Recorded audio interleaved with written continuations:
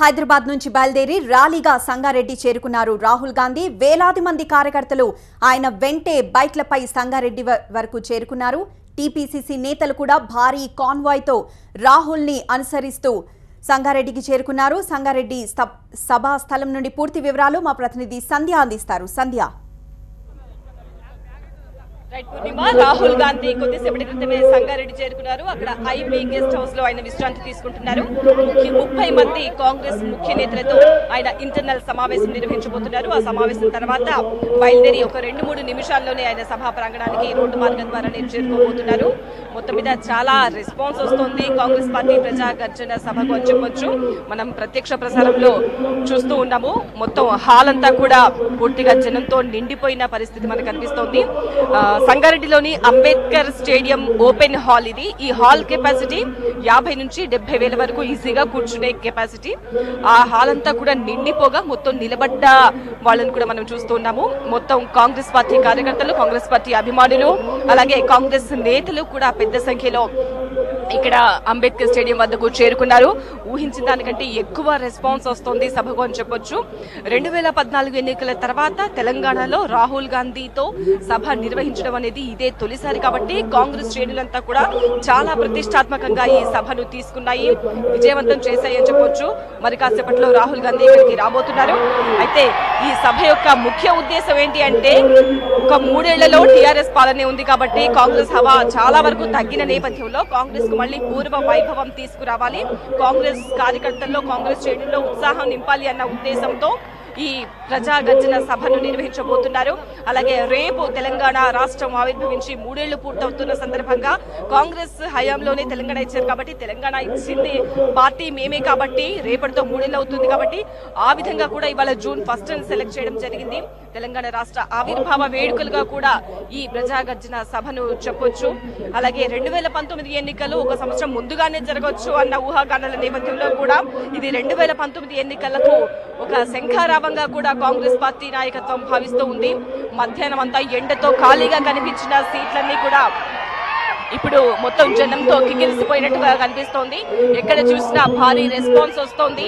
అందరూ కూడా వచ్చిన నాయకులందరికీ కూడా అభివాదం చేస్తున్నారు. ఇది వేదిక ముందున్న పరిస్థితి. అయితే ఒకసారి వేదిక వద్దకు మనం చూసే ప్రయత్నం చేస్తే ప్రస్తుతం VH మాట్లాడుతున్నారు.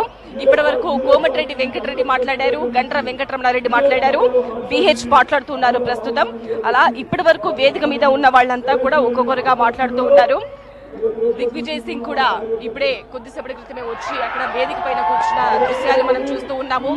కాంగ్రెస్ ముఖ్య నేతలంతా కూడా వేదిక పైన ఆశీనులై ఉన్నారు. మామూలుగా ఇలాంటి పెద్ద పెద్ద సభలు, జాతీయ స్థాయి నేతలు వస్తున్నారు అంటే వేదిక చాలా చిన్నగా ఉండేలాగా కేవలం ముఖ్య నేతలు మాత్రమే కూర్చునే విధంగా ఏర్పాట్లు చేస్తారు. కానీ ఈ సంగారెడ్డి అంబేద్కర్ సభలో మాత్రం మొత్తం 50 మందికి పైగా ముఖ్య నేతలు కూర్చునే విధంగా ఏర్పాట్లు చేశారు. అన్ని కుర్చీలు ఏర్పాటు చేసి వాళ్ళ నేమ్స్ కూడా అతికించిన దృశ్యాలు కూడా ఇంతకుముందు మనం వేదిక పై నుంచి లైవ్ ఇచ్చినప్పుడు చూసాము. అలా స్టేజ్ పైన మొత్తం ఇప్పటికే సందడిగా కనిపిస్తోంది. ఇక వేదిక ముందున్న దృశ్యాలు మళ్ళీ మనం ఒకసారి చూసే ప్రయత్నం చేస్తే వేదిక అంతా కూడా రాహుల్ గాంధీ జెండాలతో నిండిపోయింది, కాంగ్రెస్ పార్టీ జెండాలతో నిండిపోయింది. వేదికకు ఎడమ వైపుగా భారీ ఫ్లెక్సీలు మనకు కనిపిస్తున్నాయి.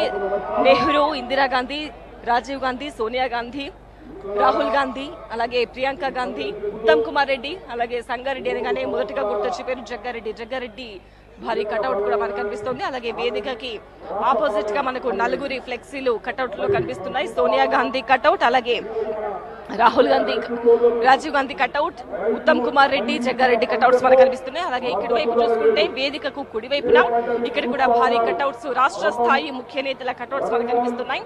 భట్టి విక్రమార్క, అలాగే రేణుకా చౌదరి, జానారెడ్డి, ఇలా మొత్తం ముఖ్య స్థాయి నేతల కటౌట్స్ అన్ని కనిపిస్తున్నాయి.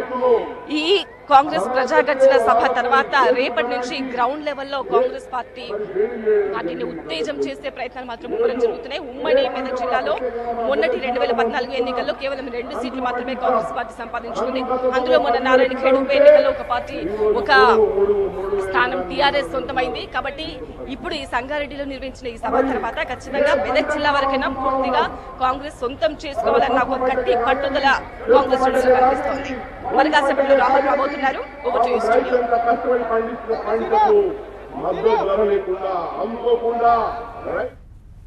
రైట్ సంధ్య, సంగారెడ్డికి చేరుకున్నారు రాహుల్ గాంధీ. మరి కొద్దిసేపట్లో వేదికని అలంకరించబోతున్నారు. ఇప్పటికే అంబేద్కర్ గ్రౌండ్స్ లో భారీగా కాంగ్రెస్ కార్యకర్తలు అభిమానులు చేరుకున్న దృశ్యాల్ని చూస్తున్నాము. 70,000 కెపాసిటీ ఉన్న సీట్లు అన్నీ నిండిపోయాయి. రాహుల్ గాంధీ విచ్చేసిన సందర్భంగా అభిమానులు కార్యకర్తలు భారీగా తరలివచ్చారు. ముందు నుండే కాంగ్రెస్ కూడా అంతే గొప్పగా ఏర్పాట్లు చేసింది. 3 సంవత్సరాల టీఆర్ఎస్ పాలనపై కూడా ఇదే సభ నుండి పాలనపై దృష్టి పెట్టనున్నారు. టీఆర్ఎస్ ఏమేం చేసింది, ఏం చేయబోతుంది, ఇంతవరకు ఇచ్చిన హామీలను నెరవేర్చిందా, ఈ విషయాలన్నీ కూడా వివరించనున్నారు కాంగ్రెస్ నేతలు.